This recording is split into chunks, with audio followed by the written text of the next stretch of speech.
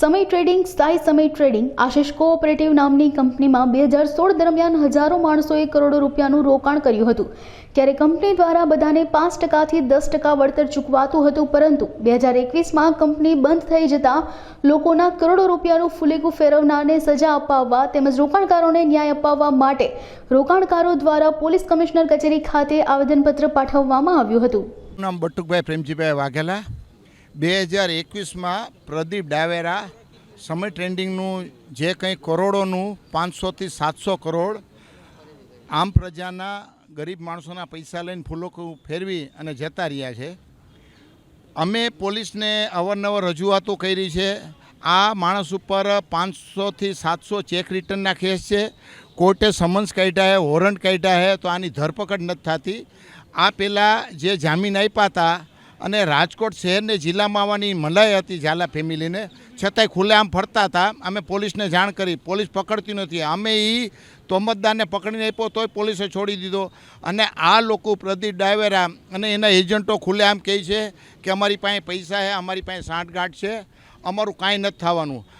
આ જે એજન્ટો હતા, મુંજકા પોલીસ સ્ટેશને હાઈકોર્ટની અંદર જામીન અરજીમાં એવું સાબિત કર્યું કે એના એજન્ટોને છેલ્લે ઝાલા ફેમિલીને 2 કરોડ 38 લાખ રૂપિયા કમિશન આપ્યું છે, ઓન પ્રૂફ છે। તો એજન્ટોને આટલું કમિશન મળ્યું હોય તો પ્રદીપ ડાવેરા પાસે કેટલું હોય? પોલીસે કોઈ જાતની રિકવરી નથી કરી, એક દુઃખની બાબત છે। હવે જે કંઈ અમે પુરાવા છે, કેટલા ધરપકડ વોરંટ નીકળાય, કેટલા સમન્સ નીકળાય, અને અમારી પાસે એની પ્રોપર્ટીની માહિતી આવી જાય તો પોલીસને કેમ ન મળે? અમદાવાદમાં આ પહેલાં એનું કિડનેપિંગ કોકે કર્યું અને એને માર્યો અને એને પોલીસ ફરિયાદ કરી, તો બીજાના હાથમાં આવી જતો હોય તો પોલીસના હાથમાં કેમ ન આવે? અમારી માંગણી એ છે કે પોલીસ છે ને નિષ્પક્ષ તપાસ કરે, અને અમે 15 દિવસમાં જો આ બધેના નામ છે એની તપાસ સારી રીતે નહીં થાય અને યોગ્ય રીતે નહીં થાય તો અમે પુરાવા સાથે ગૃહપ્રધાનને આ પુરાવા અમે આપશું અને મીડિયાની હાજરીમાં આપશું કે આટલી મિલકત હોવા છતાં મુંજકા પોલીસ સ્ટેશને આની રિકવરી કરે।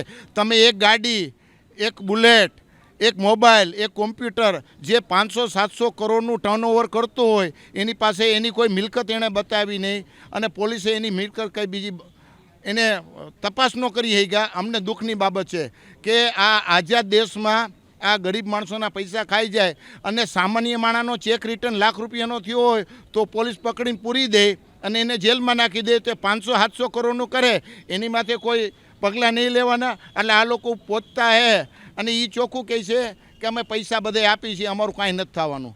તો આ પ્રદીપ ડાવેરા, એના એજન્ટો છે, ઝાલા ફેમિલી છે, હિતેશ લુકાન છે, આને કેદી પોલીસ ધરપકડ કરશે?